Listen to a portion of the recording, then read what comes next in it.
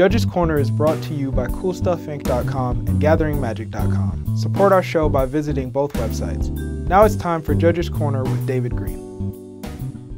Hey everyone, thanks for watching Judges Corner. In today's episode, I wanted to talk about a very powerful and popular card in both Modern and Legacy, Tarmogoyf. Tarmogoyf has some very interesting characteristics that define what it can do. Let's go ahead and take a look at those characteristic defining abilities next. Tarmogoyf's power, for its meager cost, is what makes it so desirable in many decks. The special thing about its power and toughness is that it's ever-changing. Its power and toughness are defined by the characteristics set by its ability, known as a characteristic defining ability, found on a lot of other cards. What that basically means is its power and toughness change based on specific variables defined by the card. It's not limited to just power and toughness, but before we explain the technical side of what that means, let's slow down a bit and give some examples of how it works. So our buddy, Tarmogoyf, says its power is equal to the number of card types among cards in all graveyards, and its toughness is equal to that number plus 1.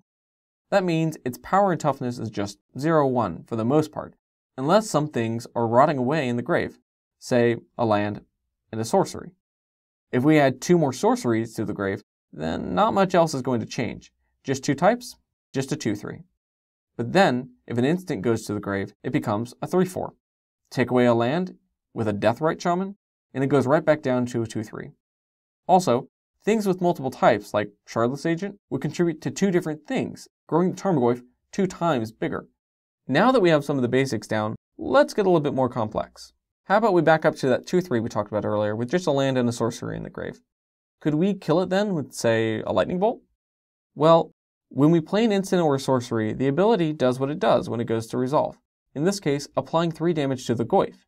Then, while it's sitting there for just a moment as a 2/3 with 3 damage on it, the spell will finish resolving and be put into the grave. This is where an important lesson comes into play. Lightning bolts don't kill creatures, state-based actions do.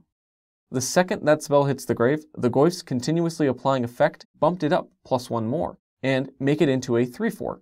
And when state-based actions check immediately after the spell resolved, it'll see that the Goyf is a 3/4 with 3 damage on it, and it'll survive. It might be a little overcooked, but it's still kicking. Another neat thing about characteristic defining abilities is that they don't just apply to things in play. They're applying and being factored in every zone. So if your grave was packed with a bit too many things, for example, then you wouldn't be able to tutor for a Tarmogoyf with an Imperial Recruiter. Now, one last thing with Tarmogoyf before we go. While there are 13 card types, that doesn't mean you'll ever see a Tarmogoyf much higher than an 8/9 all on its own.